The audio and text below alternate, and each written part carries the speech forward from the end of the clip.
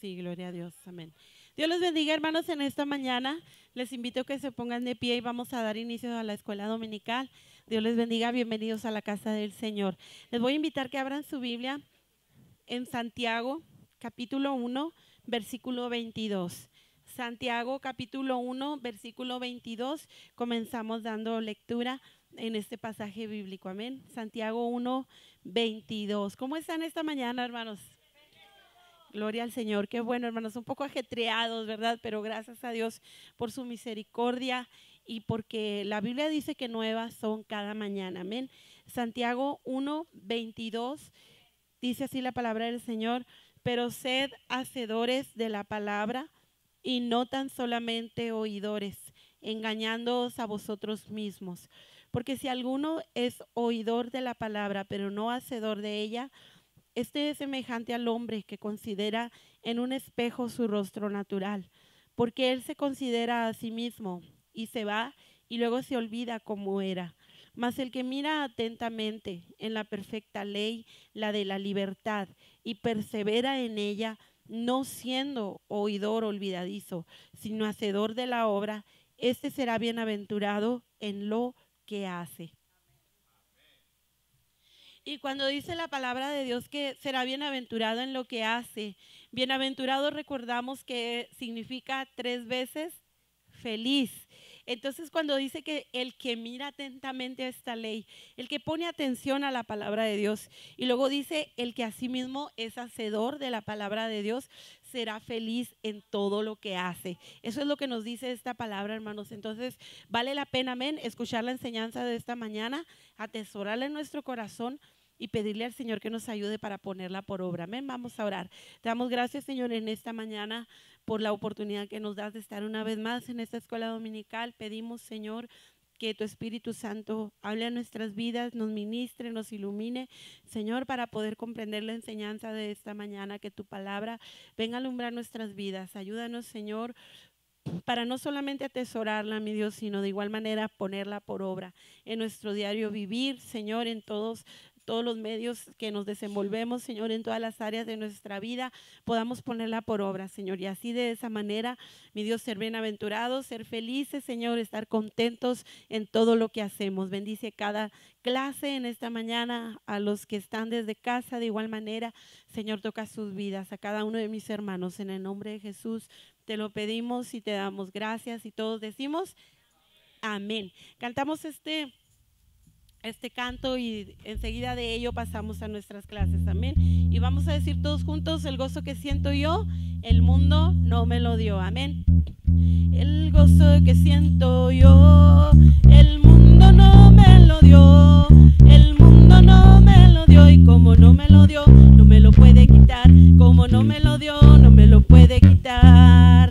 El gozo que siento yo, el mundo no me lo dio, no me lo dio, y como no me lo dio, no me lo puede quitar, y como no me lo dio, no me lo puede quitar.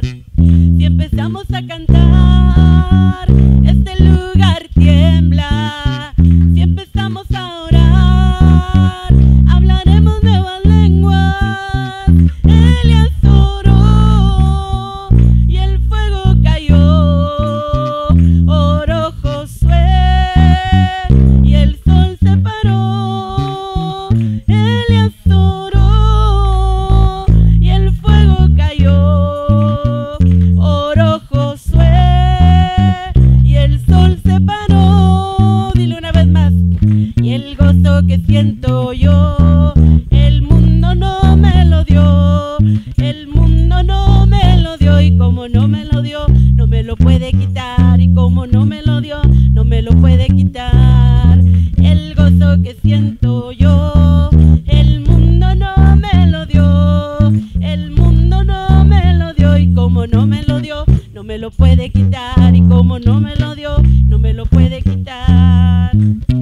Si empezamos a cantar, este lugar tiembla. Si empezamos a orar, hablaremos nuevas lenguas. Elías oró y el fuego cayó.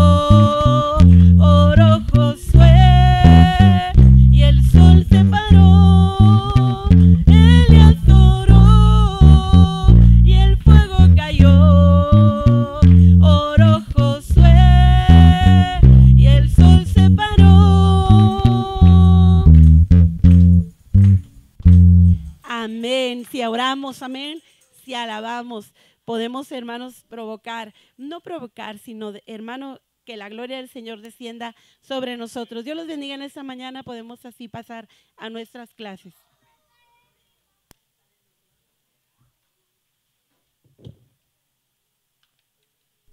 Buenos días, hermanos. Dios les bendiga. ¿Cómo están, hermanos? Siéntese, por favor. Bájale un poco, Eric, por favor, hijo. Creo que estoy muy alto. Gracias, hijo. ¿Qué tal su fin de semana, hermanos? No, mire, ahora sí ya vinieron a ensayar. Okay. Eric, ahí estás bien, hijo. Gracias. Qué bueno que estamos aquí, hermanos, esta mañana en la casa de Dios. ¿Y qué le parece si damos inicio a la escuela dominical haciendo la pregunta de cada vez que por ahí se presenta este día, el día domingo? ¿Cuál es el tema central que estamos viendo, hermanos? Una iglesia saludable, es correcto. ¿Y cuál es el último rasgo, la última característica que estamos viendo, hermanos? ¿A quién le contestó, hermana? Dispénseme. Ah, ¿a mí? Ah, es que como la volteé está volteando a otro lado, dije, no, pues está platicando con alguien, la hermana, yo creo. Ah, ok. Bien, avivamiento, eso es correcto, hermanos. Así que la semana pasada estuvimos hablando en relación a la primera parte. Vimos un resumen de los rasgos anteriores, pero también a la misma vez tomamos un poco de tiempo para dar la parte de lo que viene siendo una iglesia saludable desde la perspectiva avivamiento. Y una de las cosas que yo hacía mención es que la palabra avivamiento, cuando se ve en la Biblia, porque esta palabra, hermano, en realidad sí es parte de la Biblia. Dice, aviva el fuego, le dijo el apóstol Pablo a su discípulo, en aquel entonces pastor Timoteo, y otros pasajes bíblicos más que hablan de ello. En realidad es que este término, la iglesia inicial, lo experimentó sin ningún problema. Y cuando me refiero sin ningún problema, me refiero desde la perspectiva guiados por el Espíritu Santo. Cuando hablamos de la palabra avivamiento, el capítulo 2 del libro de los Hechos, es el capítulo que en realidad nos muestra cómo es que la iglesia experimentó ahora sí. No cómo llegaron a él, eso lo vamos a ver en la siguiente clase o posiblemente una parte en ella, sino lo que es en sí el avivamiento. Así que cuando hablamos de la palabra avivamiento, decíamos la semana pasada, ¿cómo definíamos avivamiento cada quien? Y decíamos que con el pasar de los siglos esta palabra en realidad ha tenido diferentes significados. Yo creo que la palabra avivamiento ha sido interpretada de diferentes maneras y a pesar que, como decíamos aquí, existen eventos que a lo largo de los años se han considerado extrabíblicos, hay otros que definitivamente sí son antibíblicos. ¿Cuál es la diferencia entre antibíblico y extrabíblico? Es que antibíblico significa que la palabra definitivamente se opone a ello. En ningún momento lo avala, no existe. Y extrabíblico significa que por alguna razón la manera en la que Dios obra pareciera ser que aunque no está en la Biblia, tiene sentido los rasgos que se manifiestan en ella.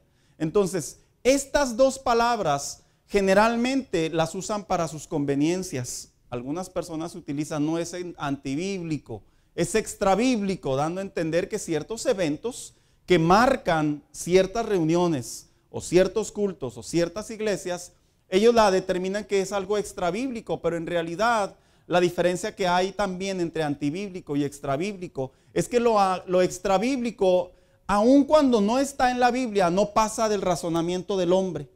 Y para ello, precisamente veíamos eso a manera de introducción, diciendo que algo que vamos a hacer es el tener el cuidado de ejercer una opinión a manera de enseñanza. ¿Por qué? Porque es cierto, los avivamientos siempre han sido marcados por algo, pero eso no significa que dentro de sí todos los avivamientos que se han manifestado han sido plenamente de Dios, hermanos. Fíjense lo que estoy diciendo, ¿eh? Ha habido personas que han dicho que experimentan avivamientos con movimientos o con tendencias totalmente extrañas que están fuera del razonamiento del hombre. Por ejemplo, yo aún recuerdo el avivamiento del año 2000, 2010, por allá, entre 2000 y 2005, cuando las redes sociales por ahí empezaban a verse y todo eso. Y recuerdo que en el internet salió un avivamiento muy conocido, el avivamiento de Pensacola. ¿Quién ha oído hablar de ese avivamiento? ¿No, hermanos? ¿Los que tienen más tiempo en el evangelio? Bueno, en Miami, un pastor con el nombre de John Kilpatrick, dice que tuvo una visión de Dios. No entraré en ella porque yo quiero hablar sobre ello. Y dentro de esa visión, específicamente el Día del Padre, se data que hubo un evento fuera de lo común, de tal manera que las reuniones comenzaron a tener tiempo estimado de 4 o 5 horas, hermanos, porque la gente no se quería ir, y empezaron a llegar gentes de diferentes partes del mundo, con la finalidad, tanto como de alguna manera entender qué estaba pasando, pero a la misma vez saber si se podían llevar algo a sus iglesias, que es totalmente válido, hermanos, no es incorrecto. El problema es cuando pensamos que el lugar nos va a dar algo, ¿verdad? No es así, es Dios tomando el lugar. Entonces, algo que con el paso del tiempo se comenzó a ver en esta iglesia es que comenzaron a tener las tendencias de donde salió precisamente con más fuerza la famosa risa santa y otros movimientos más, dejando en claro, hermanos, que por alguna razón esos eventos ya comenzaron a salirse de control. Posteriormente llegaron lo que viene siendo los bautismos de animales del Espíritu, en donde ya había mencionado la semana pasada que ciertos creyentes comenzaban a utilizar sus bocas para hablar en forma de animal, gato, perro, caballo, rana, sapo, lo que usted quiera, y le llamaban ellos el bautismo de Dios a través de animales, que es algo totalmente incorrecto, es algo que está fuera del control de la palabra, es porque la palabra jamás habla de ello. Otro, el bautismo de la embriaguez o el bautismo de lo que se le conoce la borrachera. En realidad eso también es totalmente incorrecto, porque los hombres confundieron a estos hombres que estaban ebrios por la manera en la que estaban hablando, que hablaban en el lenguaje maternal de donde venían las demás naciones en el día de Pentecostés, cosa que se tiene que estudiar un poco para poder entender el contexto de lo que es verdaderamente el Pentecostés. Esos eventos han tomado diferentes sentidos dentro de la iglesia, y hoy en la actualidad la iglesia le llama avivamiento a, posiblemente, ya veíamos la semana pasada, a través de sus respuestas, lugares en donde hay mucha gente, lugares en donde los cultos duran mucho tiempo, porque no sé, se avientan 2 horas de alabanza y luego el predicador predica 1 y luego ministran 2 horas, y por el hecho de que ya dura mucho tiempo el culto, le llamamos cultos kilométricos, ya es un avivamiento. Cuando la Biblia en realidad sí da rasgos de lo que es un avivamiento. La Biblia no tiene problema para enseñarnos eso. Otra cosa es que nosotros como iglesias cristianas, con el paso de los años, desconozcamos o dejemos de estudiar lo que es en sí la iglesia saludable dentro de un avivamiento. Un avivamiento no tiene nada que ver, hermano, con el sensacionalismo como se manifiesta hoy en día. En ningún momento los apóstoles en el libro de los Hechos manifestaron sensacionalismo. Todo lo que sucedía, ¿a quién le rendían tributo? A Dios. Y decían que eran dirigidos ¿por quién? Por el Espíritu Santo. ¿Y qué predicaban? A Cristo. Ese era el mensaje tan simple y tan básico, con 3 fundamentos que lo sostienen.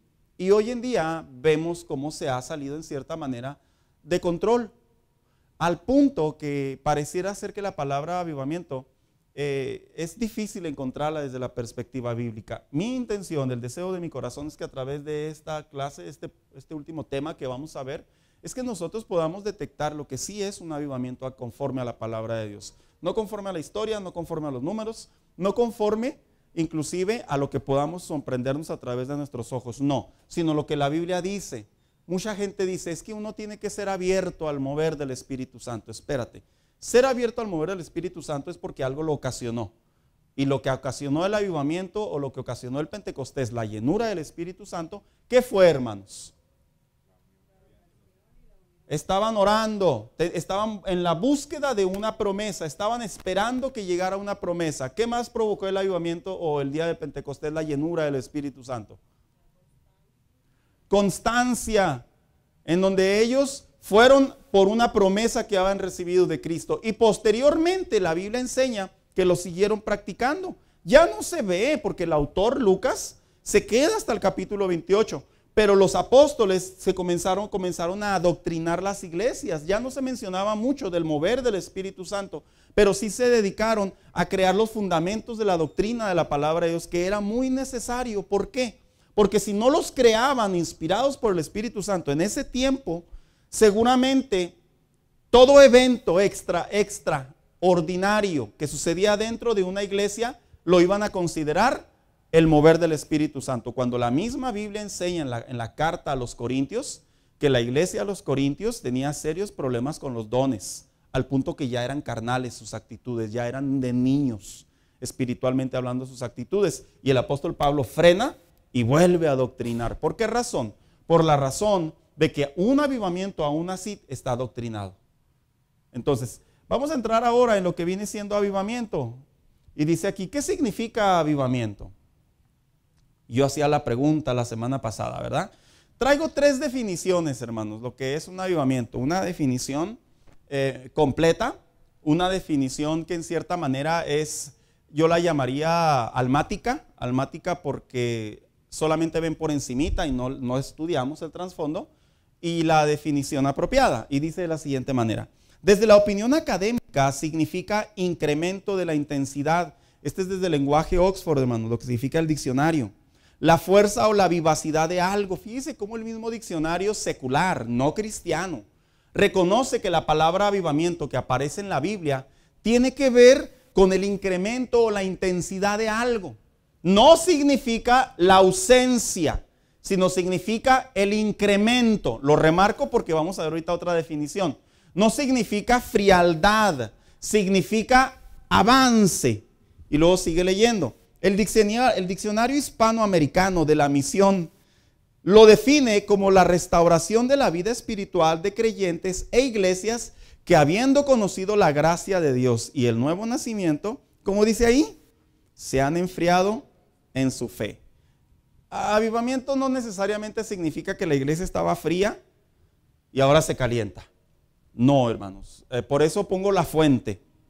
Aunque sea una fuente hispana y bautista, eso no cambia las cosas. Es alguien que se le ocurrió de una fundación, de un movimiento, de una iglesia, de un ministerio, crear su propia definición. Pero en realidad la palabra avivamiento no tiene nada que ver con la frialdad.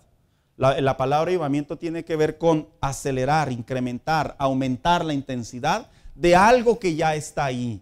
Por ejemplo, cuando los discípulos estuvieron 40 días con Jesús después de su resurrección, que dice el capítulo 1 del libro de los Hechos, que lo basamos en base al tiempo de la Pascua, del Pentateuco, los 50 sobre 10, 40 días. No voy a entrar en ello, pero cuando hablamos de ello, cuando Jesús se manifiesta en esos 40 días que creemos que les enseñó, seguramente dejó una buena impresión sobre de ellos, animarlos, readoctrinarlos, enseñarlos, ayudarlos, guiarlos. Así que cuando los apóstoles ya llegan al Pentecostés, al día en donde estuvieron orando constantemente, en tiempo de la oración de cada día, en realidad, ¿qué estaban haciendo ellos, hermanos?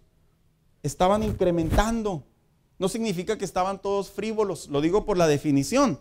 ¿Y por qué por la definición? Porque de repente surgen predicadores que dicen la iglesia necesita un avivamiento. ¿Por qué? Porque está bien fría. No es necesariamente una iglesia fría. Los avivamientos no son para iglesias frías. Los avivamientos son para iglesias que quieren incrementar, que a través de la constancia de la búsqueda de Dios llegan a ese punto que es la promesa de Dios. Y luego seguimos leyendo. Dice, se han enfriado en su fe, han perdido la visión, se han vuelto al mundo y son ineficaces en el cumplimiento de su misión. Sobre esta definición para explicar correctamente, ¿los apóstoles estaban envueltos en el mundo? ¿Se fueron al mundo? No. Los apóstoles, y lo dice aquí, estaban fríos en la fe. En realidad estaban temerosos, que no es fríos, tenían miedo, estaban en crecimiento. Los discípulos, tras la muerte de Jesús, se van y se esconden, y otros inclusive retornan a sus lugares de trabajo antiguos, como Pedro, se volvió a pescador. Estaban en un lugar escondidos, ¿pero por qué? Porque sabían que ahora los fariseos, al no estar el cabecilla, en este caso Jesús, ¿qué iban a hacer con ellos? Los iban a matar. Entonces, era natural, no se justifica, porque estaban creciendo, pero era natural su reacción. Así que, en realidad, esta definición del diccionario hispanoamericano de la misión, que es bautista, nomás que no le quise poner la palabra, en realidad lo define de tal manera a la cual no es completamente correcta. Y luego entonces dice aquí, ¿qué es avivamiento? Tomé otra definición de un diccionario teológico ilustrado y lo define de la siguiente manera. Dice que es un periodo en el que Dios visita a su pueblo y por medio del Espíritu Santo imparte nueva vida en medio de él. Eso sí es cierto hasta ahí. El Espíritu Santo en un periodo viene sobre la iglesia y cuando la iglesia está dispuesta, ahí es cuando surge esa llenura. Y luego seguimos leyendo. Que como resultado de la comunidad renovada, alcanza a la comunidad civil. Fíjese lo que dice ahí. El avivamiento, sucede algo dentro de la iglesia que termina ¿qué? Afectando a la gente de afuera. Así que avivamiento no son cultos gloriosos en donde nos la pasamos bien suave. Avivamiento no es solamente llenarse de la presencia de Dios, y lo digo porque tengo que definirlo completamente o de manera integral. Avivamiento es que mi vida, en ese periodo de búsqueda de Dios, en donde el Espíritu Santo viene, una vez que yo recibo esa llenura, recibo esa visitación del Espíritu Santo, ¿qué hago yo? Voy y comparto. ¿Qué hicieron los apóstoles? Se salieron. Fueron a compartir, llega el Espíritu Santo, hay esa primera intervención de aquellos hombres que los confunden, que piensan que están ebrios, no lo estaban, lo explica el apóstol Pedro. ¿Y qué comienzan a hacer los discípulos o los apóstoles ahora? Salen a evangelizar. Entonces afectó sus vidas el avivamiento de tal manera que ahora ellos fueron hacia afuera. Eso se tiene que remarcar, hermanos. Porque uno de las debilidades, de los puntos débiles que a veces yo veo dentro de las iglesias cristianas, en lo largo de mi caminar cristiano, es que cuando está el Espíritu Santo obrando a favor sobre toda su carácter, guianza, sanidad, iluminación, restauración, milagros, bautismo en el Espíritu Santo, lo que la iglesia debe hacer en ese instante, ¿sabe qué es? Ir y salir. Porque ya tienen todo el respaldo de Dios. Y generalmente, ¿qué hacemos? Generalmente venimos a llenarnos más y más y más y más, ¿verdad? Y luego dijo alguien por ahí y nos ponemos un poco robustos y todo se queda ahí con uno. No debe de ser así, hermano Daniel.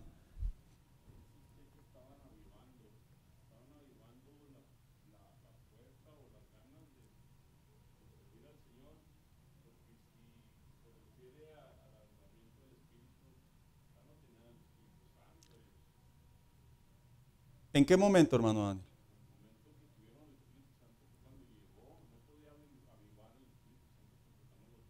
Pero a lo que referimos nosotros es que sí había constancia. Ellos estaban incrementando, estaban aprendiendo. Era la primera vez. Y fíjese que hubo motivación. Entonces llega el Espíritu Santo y hace ese mover. Ahora, dejemos algo en claro. Cualquier iglesia tiene la promesa de Dios, que si busca bajo los pilares, los fundamentos de provocar el avivamiento, la llenura del Espíritu Santo sobre la vida de la iglesia, los creyentes, cualquier iglesia es candidata.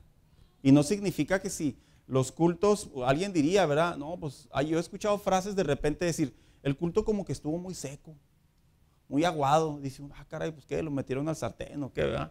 Pero en fin, son modismos que utilizamos. Entiendo yo que cuando una iglesia, un ejemplo, no tiene una vida de oración, yo entiendo, hermanos, que es difícil. Cuando los líderes no tienen una comunión santa delante de Dios, yo entiendo que es difícil.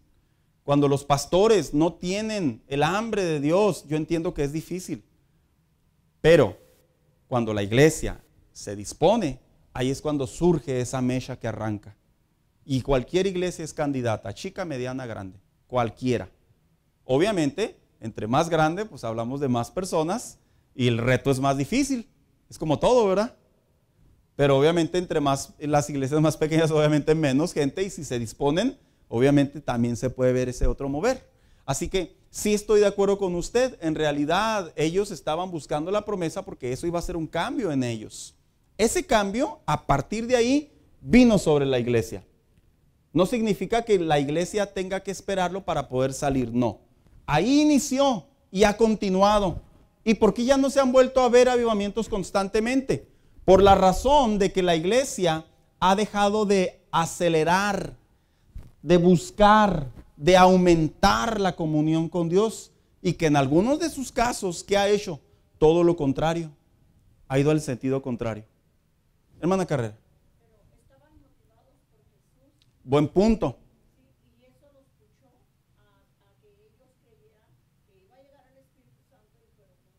Y si lo aplicamos a nuestra vida como iglesia desde la perspectiva ahora actual o histórica, lo que a nosotros nos debe motivar es la salvación. Y que ahora ya entendemos que Él vive en nosotros. Y que ahora nosotros, a través de la palabra de Dios, guiados por el Espíritu Santo, ahora nosotros debemos de tener esa causa, esa búsqueda. No hay muchas maneras de interpretar los provocadores de avivamientos. Son simples, hermanos. ¿Por qué digo que son simples? Porque es un tiempo de oración, es un tiempo de constancia, es un tiempo de entendimiento, de arrepentimiento, de búsqueda. No es como que vengo a la iglesia y me voy a mi casa. Es un estilo de vida el que se produce para poder caer en el avivamiento que Dios tiene para las iglesias. ¿Quería decir algo?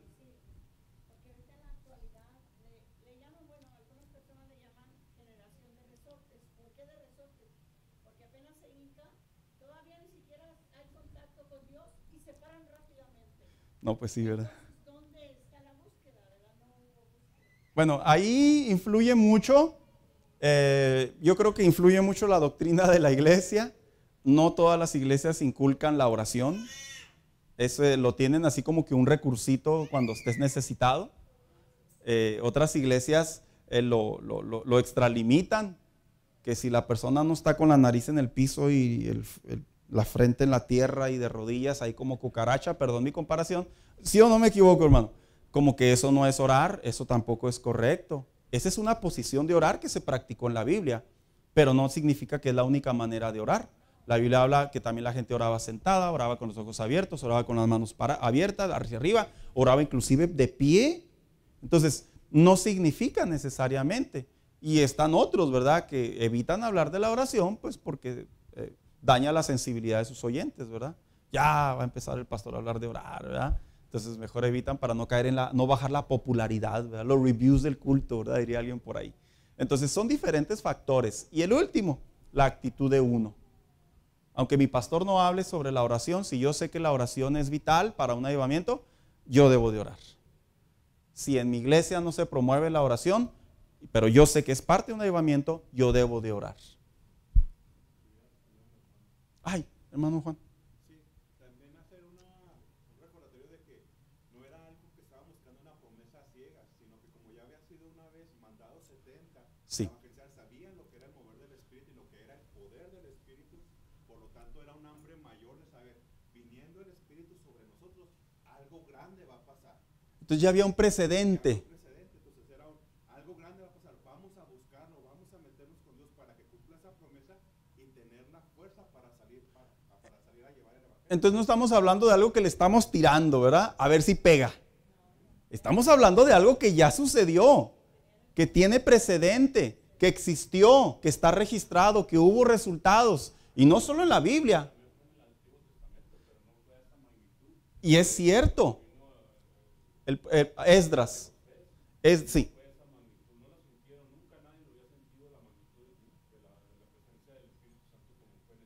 Lo cual significa, hermano, que nosotros somos privilegiados. Tenemos un gran favor a través de la gracia de Dios de poder experimentar la habitación del Espíritu Santo no solo en nosotros, sino también el fuego, la explosión, el dínamos de su poder sobre la vida del creyente. A veces he llegado a creer que entre más leemos la Biblia y comenzamos a surgir ideas, hermanos, y todo esto, ¿sabe que yo personalmente me doy cuenta? No solo que aparte sé menos, sino de que valgo más delante de Dios y no me he dado cuenta completamente. Y luego de repente uno se siente así medio apachurradón, ¿verdad? No hay razón. Valemos mucho para Dios, hermano. Ahora, de lo que habla de la iglesia, ¿cómo está en este momento, cómo ha estado desde hace un tiempo? Jesús, al ver, aceptando la divinidad de Jesús, dejando a Jesús solo, él vio y fue parte de la vida del humano.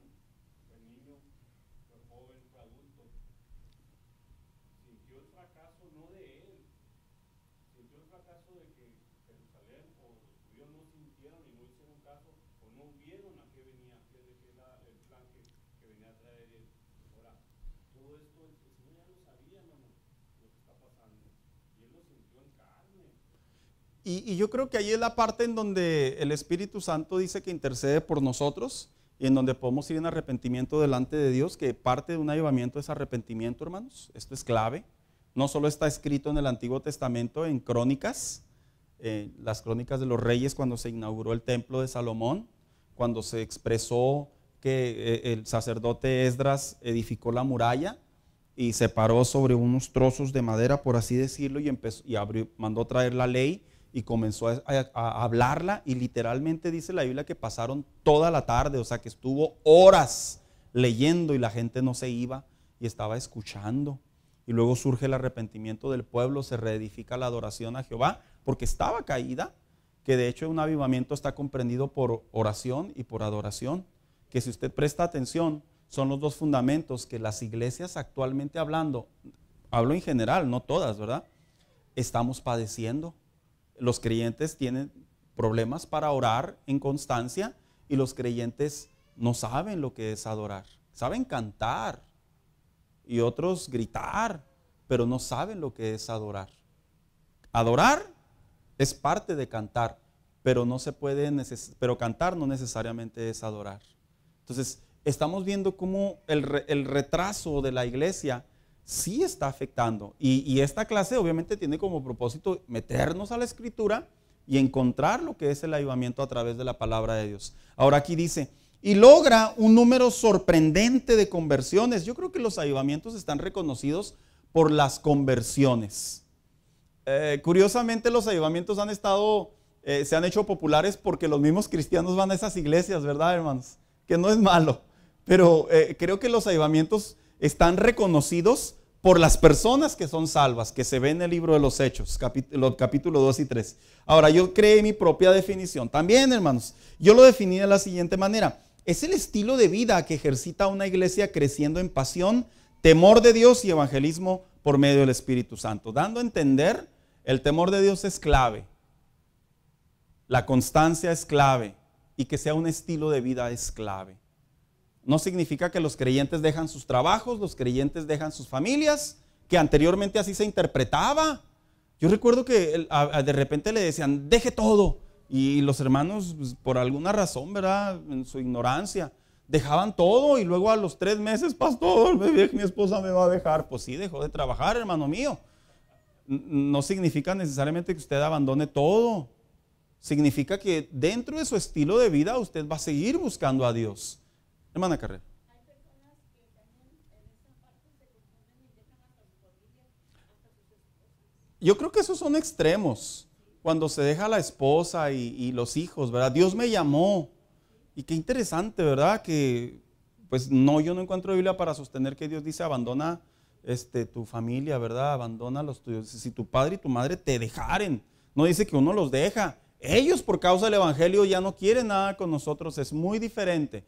Pero de nosotros no deben hacer esa actitud. Ahora, ¿cómo se define aquí avivamiento en nuestro entorno? Lo leo rápidamente. Entre algunas de sus características es perder razonamiento de nuestro ser, ¿verdad? Algunos definen el avivamiento como que en el culto no sé qué pasó, no sé. Estaba cantando aquí y terminé allá. Y dice, caray, ¿cómo que no sabe qué pasó? Hay registros de personas que supuestamente tienen una llenura del Espíritu Santo, que supuestamente el culto está avivado, literalmente, hermano. Mire, por algún momento me pasó por la cabeza ampliar más esto y traer videos, porque tengo esa información, pero dije, no, ya me toma más tiempo. Pero no tanto por preparación, sino porque me extiendo en clases. Literalmente personas arriba de los púlpitos, de los podiums, saltando sobre de ellos, sobre los instrumentos. Eso no es avivamiento, que tú pierdas conocimiento o razonamiento. La Biblia dice que debemos de orar ¿con qué? Con entendimiento. No, pero es que el Espíritu, ¿quién sabe por dónde me traía? No, pues quién sabe cuál habrá sido, porque el Espíritu Santo no te pierde el control. Al contrario, Él sabe lo que está haciendo y tú sabes, tú entiendes. Si no en el momento, después entiendes, pero no te hace ni avergonzarte, ni te hace que parezcas ridículo o tonto. Esos términos, desafortunadamente, sí provienen de un momento carnal, que también es muy interpretado. Siguiente, que toda la iglesia hable en lenguas. Esto no es necesariamente un avivamiento. Que toda la iglesia hable en lenguas es bueno, es parte de una iglesia pentecostés. Principalmente estamos definidas porque creemos en el mover del Espíritu Santo y en el don de hablar en otras lenguas, pero no necesariamente que toda la iglesia hable en lenguas. Eso es un avivamiento, no, ese es un don que se está desarrollando, y el mismo apóstol Pablo dijo que son para edificación de uno, y en otras ocasiones es ¿para qué? Para profecía de otros. Pero esto no tiene nada que ver que es un avivamiento que toda la iglesia hable en lenguas. Ahora, ¿es bueno? Dijo el apóstol Pablo, sí es bueno. Sí, pero hay otros dones también. Entonces, obviamente buscamos que todos sean bautizados con el Espíritu Santo, los jóvenes, los adultos, los grandes que sean bautizados con el Espíritu Santo, pero no necesariamente que toda la iglesia en un momento hable en lenguas, ya hay un avivamiento. No, no necesariamente es. También se puede orar en lenguas, es parte bíblica. Siguiente, que la iglesia crezca numéricamente. ¿Cómo escucho yo este término? Que un avivamiento es que la iglesia crezca numéricamente. No necesariamente. No necesariamente. Porque si no, estaríamos diciendo que las iglesias más grandes están ¿qué? Bien avivadas. Y curiosamente, a veces las iglesias grandes, algunas, no todas, tengo que especificar, algunas en realidad la razón por la que la gente asiste es por el tipo de mensaje, de evangelio que representan, que ellos hablan, que no es el bíblico necesariamente o completamente, sino en donde les dan ciertas libertades, en donde omiten ciertos términos, conceptos, definiciones bíblicas, y las personas se sienten ¿qué? Se sienten a gusto. Entonces no necesariamente un pueblo numérico dentro de la iglesia es una iglesia avivada. Que sí, la Biblia define que la iglesia creció, pero hay un trasfondo. ¿Y cómo creció esa iglesia? Porque estaban orando, estaban diciéndole a la gente que se arrepintiera, porque estaban hablando de Cristo, porque estaban discipulando, estaban enseñando, estaban guiando a las personas. No tiene nada que ver con que el evangelio se desvirtuara, ¿verdad? Siguiente, que se reciban nuevas revelaciones. Como es moderno, ¿verdad? Iglesias en donde de repente por alguna razón, ya sea el exponente de la Biblia, empieza a decir que aquí está viendo un cacahuate con 2 alas y hay una revelación del cielo, que aquí hay un sabor amargo. Y se agarran iglesias visionarias y en ocasiones uno dice, y la Biblia es esta, pero el libro que yo vendo, con este libro usted va a entender la palabra de Dios. Y uno dice, ay caramba, ¿cómo? Sí existen, hermanos. Sí existen. Y no son iglesias pequeñas, son iglesias de buen número. Que hoy por hoy, la Biblia ya no es la norma de fe y conducta, ya no lo es. Esas nuevas revelaciones no necesariamente tienen que tener. Eso representa un avivamiento. Siguiente, cultos prolongados en tiempo. No necesariamente ese es un avivamiento, ¿verdad? Eso ya lo habíamos explicado anteriormente. Liberación espiritual de cristianos. ¿Sabía que usted que hay iglesias donde se dedican a liberarlos, hermanos? No sé de qué los liberan, sinceramente, ¿verdad? Pero los liberan. Les dicen que son salvos, pero traen ataduras. Ahí, o están endemoniados. Teológicamente no puede coexistir tanto como el Espíritu de Dios dentro de una persona como el diablo o una persona con espíritus demoníacos. No pueden coexistir. Así tajantemente lo digo. Y lo enseña la Biblia. Entonces, los cristianos endemoniados, una de dos, o son personas que tienen título de cristiano, pero en realidad no son salvos, y obviamente sí pueden ser invadidos por demonios por la práctica o abrir la puerta de su corazón voluntariamente, neciamente en ocasiones, deliberadamente, sí puede suceder. Y son cristianos, no son salvos, tal vez asistieron a una iglesia. Lo que pasa es que ya nomás vienen 2 cultos y les decimos cristianos, ese es nuestro error. Pero es bueno especificarlo, ¿para qué? Para que la gente no se confunda y diga, ay, yo siento que estoy endemoniado. Usted no está endemoniado, usted trae tensión, usted trae estrés, usted trae una deudota, usted trae problemas, pero no está endemoniado, que es muy diferente. Que a veces las deudas parecen demonios, ¿verdad, hermanos? Que nos persiguen. Hermano Daniel. Desinformación, ignorancia, mala doctrina, ¿Mande? En el buen sentido de la palabra. Hablando de que por ignorancia, no saber todo lo que cubre la sangre de Cristo y lo que es ser salvo. Exacto. Tanto no tener la doctrina, seguimos con la idea de que hay muchas cosas que todavía seguimos arrastrando. Y me llama, y de hecho sí estoy de acuerdo con su respuesta, y me llama mucho la atención, hermanos, cómo estas iglesias tienen popularidad, porque se ve cierto sensacionalismo, ¿verdad? Y ahí está la persona tirada en el piso, ¡ah! Está gritando porque no puede respirar la pobre, ¿verdad? Y lo interpretan como que está endemoniado o endemoniada. Y las personas dicen, no, yo tengo que ir a esa iglesia porque está bien avivada y necesito que me saquen el diablo. O te voy a llevar para que te saquen el diablo, ¿verdad? Mejor usted ore por él, ore por ella. Usted también puede en el nombre de Jesucristo. Así de simple. Exacto. Entonces, cuidado con eso. Y por último, sanidad, liberación, milagros, etcétera, etcétera. Que una iglesia experimente sanidad y milagros no necesariamente significa que está avivada, hermanos. Vamos a dejarlo bien en claro. No necesariamente. No digo que no, dije no necesariamente. ¿Por qué? Porque en cualquier iglesia donde se predica y se utiliza el nombre de Jesucristo con autoridad, ¿qué sucede? Las personas pueden ser sanadas. ¿Qué sucede? Puede haber milagros, puede haber liberaciones, pero no necesariamente significa avivamiento, porque avivamiento es un estilo de vida que se va ejercitando. Entonces, una vez que ya vimos cómo se define en el entorno, algunas de sus definiciones, ¿verdad? Dice por aquí, el avivamiento en el Antiguo Testamento. El libro de Esdras, para algunos teólogos, es considerado como el primer avivamiento del Antiguo Testamento. Esto debido a la condición que vivía el pueblo de Dios y cómo al ser liberados por el sacerdote Esdras, sucedieron varios eventos que llegaron al punto de avivar al pueblo de Dios. Esto sí es verdad. Uno, nomás menciono tres. El pueblo se reúne y le pide a Esdras que lea la ley. Esto es en el momento, una vez cuando dice la palabra de Dios que Esdras ya consigue las cartas del rey Artajerjes, llega a donde estaban las ruinas de la ciudad y empiezan a edificar las murallas, pero dice que una vez que llega ahí, una parte del pueblo está ahí, dice que manda a traer la ley. Ahora, ¿quién era Esdras? Era un sacerdote, era un escriba. ¿Quién era Esdras? Era un influyente en parte político. ¿Por qué? Porque trabajaba para un rey. Gracias a la gracia que encontró delante de un rey, tuvo oportunidad para cruzar camino e inclusive conseguir ¿qué? Material. Y una vez que sucede todo esto, la Biblia enseña en el capítulo 8 del libro de Esdras que manda a traer la ley. ¿Qué se hace ahí? Le recuerda al pueblo de Dios quiénes son. La promesa que había sobre de ellos, la promesa abrámica. Van a ser una nación bendecida. Somos un pueblo elegido por Dios. Y posteriormente que se lee la ley, dice aquí en segundo lugar, que se restaura el lugar de adoración. Como sacerdote, obviamente su intención también era que el sistema de sacrificios volviera.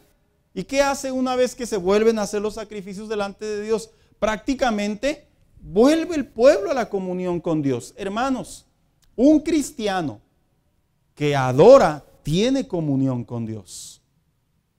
Un cristiano que tiene como punto débil practicar la adoración no es la misma comunión con Dios. Porque la adoración generalmente tiene que ver ¿con qué? Con rendirle a Él. Pero también tiene que ver ¿con qué? Hermano Juan.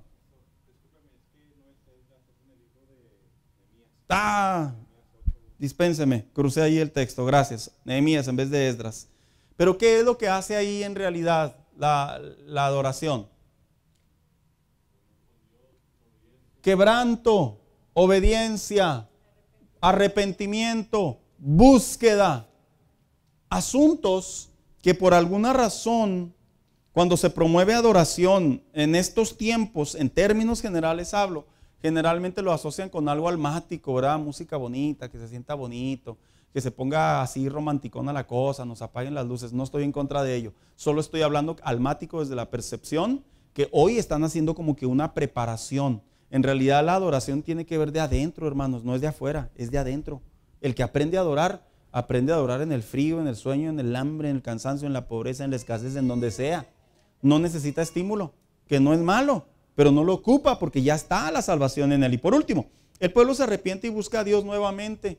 Esta fue la oportunidad que ocupó este hombre, este sacerdote, para que el pueblo reivindicara su identidad delante de Dios. ¿Usted sabía que estos 3 puntos, hermano mío, son los mismos que sucedieron en el Pentecostés? Había una promesa que se les recordó y fueron y la buscaron. Tenían el deber de esperar la búsqueda de la promesa y estaban en el tiempo de oración, tiempo de adoración. Y llegó el arrepentimiento. Esto que sucedió en el libro de Esdras y que también sucedió en el libro de las Crónicas y que algunos dicen por ahí que se sitúa también un avivamiento allá por los últimos años antes de que se cerrara el canon del Antiguo Testamento, que algunos lo dicen, otros no tienen la misma fuerza. En realidad, hermanos, fueron claves para que la iglesia reavivara. Ahora, ¿por qué es tan importante, dice aquí, un avivamiento dentro de la iglesia? ¿Sabe usted que de alguna u otra manera hoy en día una parte de la iglesia no está muy interesada en buscar un avivamiento? No, pues sí, que Dios haga lo que tenga que hacer. Hoy en día hay una alta necesidad en el corazón del creyente, más bien dicho, a buscar las bendiciones de Dios, a buscar los beneficios monetarios, materiales. Hay una fuerte necesidad que no viene de Dios, hermanos, porque lo primero que viene de Dios es buscar su reino, así dijo Jesús. Busquen mi reino y lo demás vendrá por añadidura. Lo que pasa es que hoy en día, por alguna razón, el corazón del creyente está más inclinado a la solución de problemas. Que se me solucionen mis problemas de mi familia, de mi matrimonio, de mi hijo. No es malo, hermanos, pero nos enfocamos tanto en ello que descuidamos lo que verdaderamente nos puede ayudar a solucionar una cosa sobre la otra.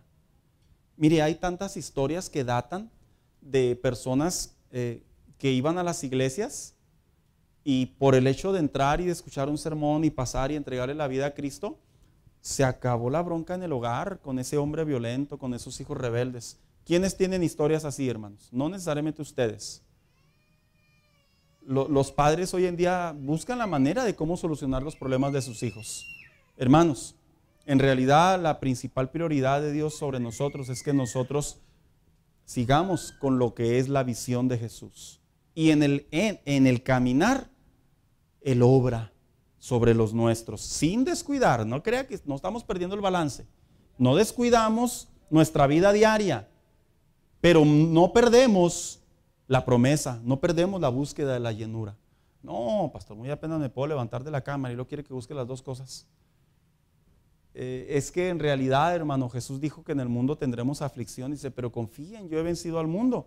O sea, dando a entender que hoy en día la iglesia, si por alguna razón ha perdido la búsqueda del avivamiento, es porque la iglesia ha prestado más atención en su vida, sus problemas, sus necesidades, sus gustos, que lo que está en el corazón de Dios. Mire, ¿quién conoce hijos egoístas? ¿Cuáles son los hijos egoístas? Yo sé que es duro hablar de nuestros hijos, pero defínanme cuáles son los hijos egoístas. ¿Con quién? Los que no comparten con sus hermanos. ¿Y con quién más? Ni con sus padres. ¿Qué es un hijo egoísta? El que nomás piensa en él. Es mi dinero, es mi trabajo. Estoy hablando de los solteros, Es mi dinero, es mi trabajo, yo me lo gané. Por lo tanto, aquí los gastos se tienen que seguir cubriendo como papá y mamá le han hecho como toda la vida. ¿Qué es un hijo egoísta? Ya lo repetí yo. ¿Qué es un hijo egoísta?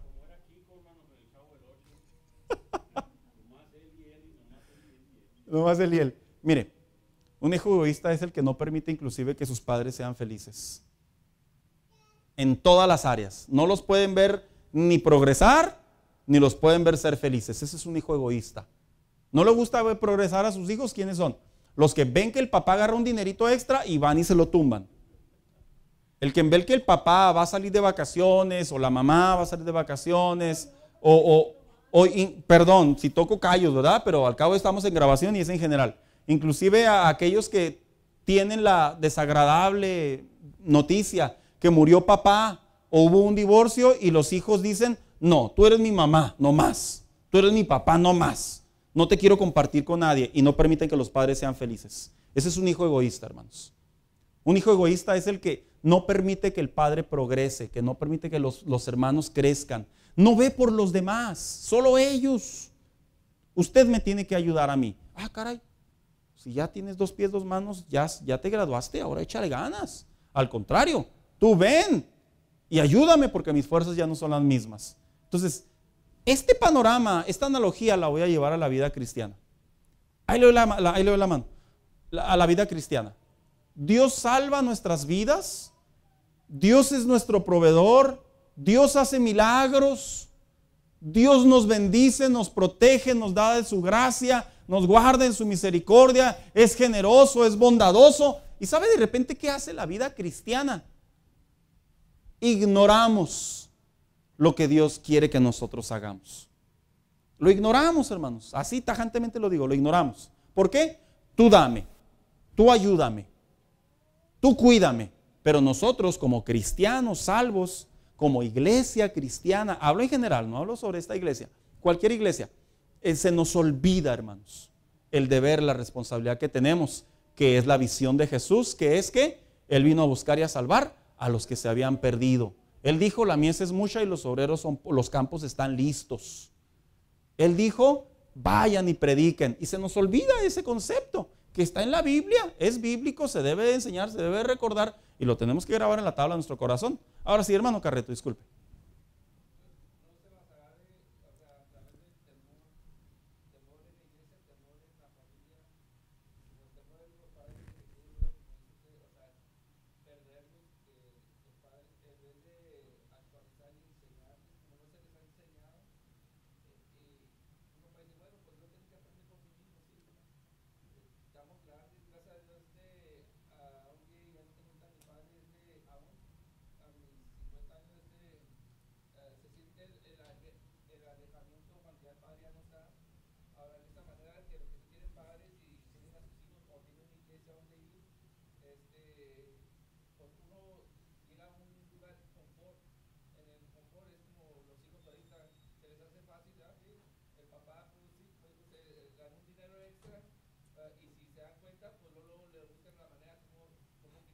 ¿Cómo tumbárselo?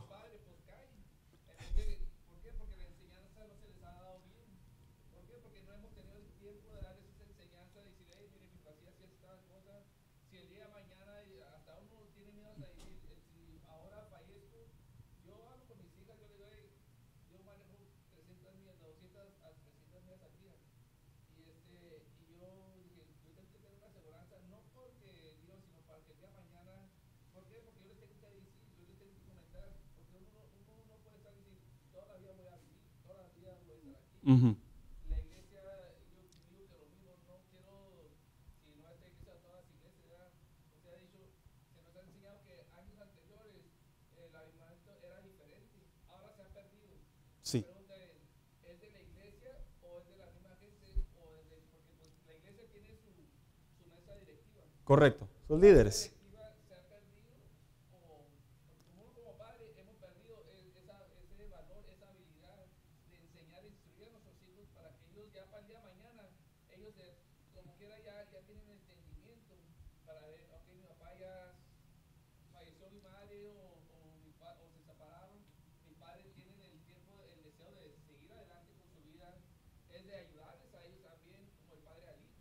Bien.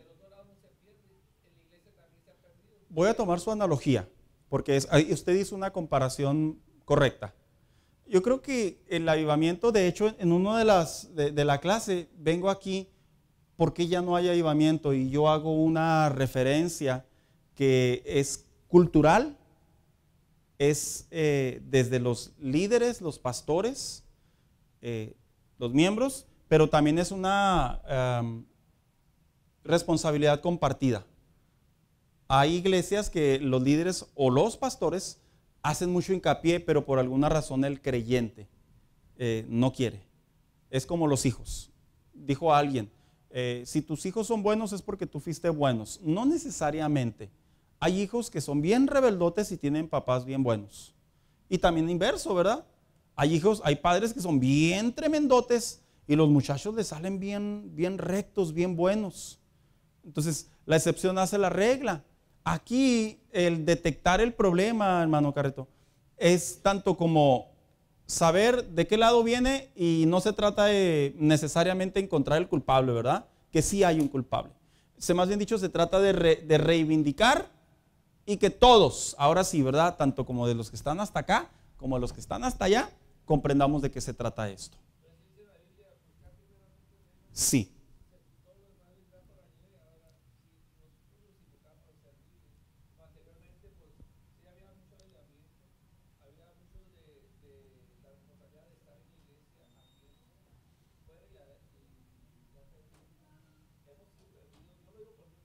Sí, generalizamos.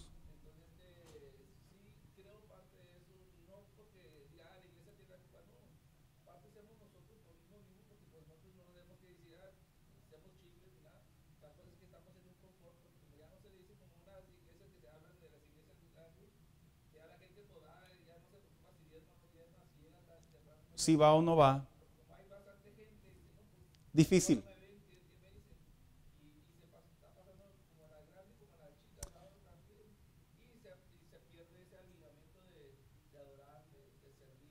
Y sabe que usted correctamente detecta puntos débiles.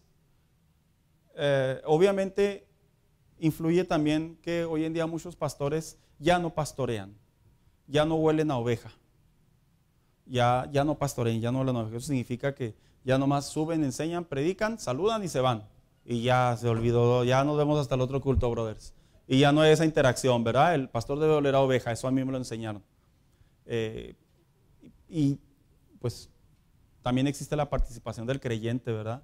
El creyente que sea bien enseñado. Y si no quiere ser bien enseñado, por ejemplo, una vez estuve en una conversación, dale, el hermano Daniel, me río por lo que voy a decir. Dice, estábamos unos hermanos ahí y le dice uno al otro, estábamos hablando y dice, él es mi pastor. Y los otros dos hermanos eran de la misma iglesia, excepto yo. Y el otro hermano le contesta, pues sí, ahora nomás déjate pastorear. Entonces, sí es cierto, ¿verdad? Hay personas que asisten a iglesias, él es el pastor, pero no usan el término es mi pastor. Aun cuando los intenta pastorear el pastor, pues no siempre se dejan, ¿verdad? No crean, hermanos, las ovejas también muerden. Así uno los quiere llegar así, ay, quita la mano, ¿verdad? Porque le muerden a uno. Hermano Daniel.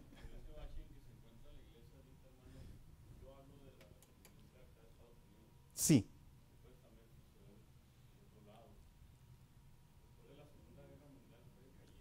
De hecho, sí.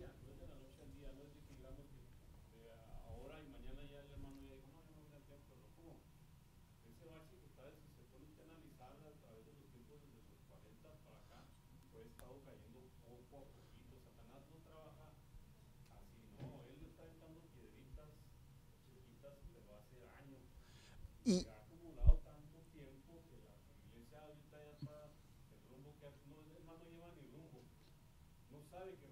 pues es una, ahora sí que aseveración muy directa, pero sí es cierto, las iglesias ahora ya no saben hacia dónde van, ¿verdad?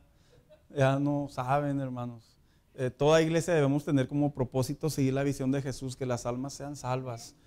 Yo debo entrar a la iglesia diciendo, vengo a adorar a Dios, vengo a rezar a Dios, pero alguien de mi familia tiene que conocer a Cristo y tenemos que volver a esa cultura, ¿verdad?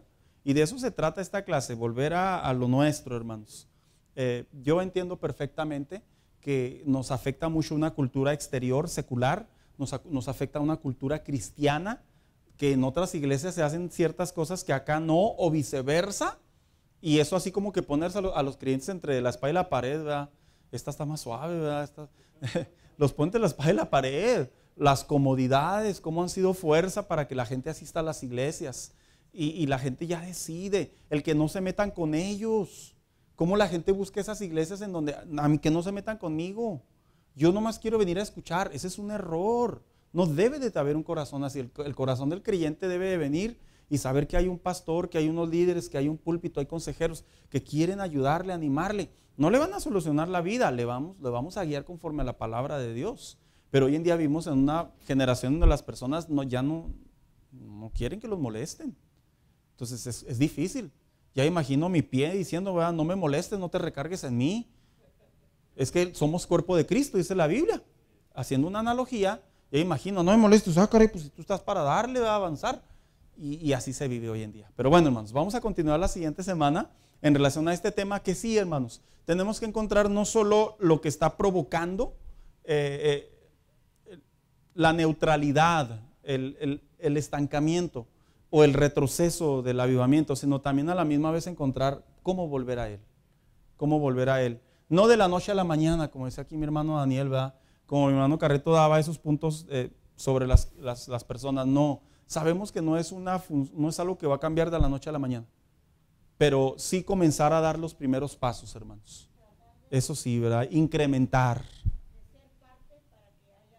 Y es que sí existen, son bíblicos y están a nuestro favor, hermanos. Vamos a ponernos de pie en esta mañana.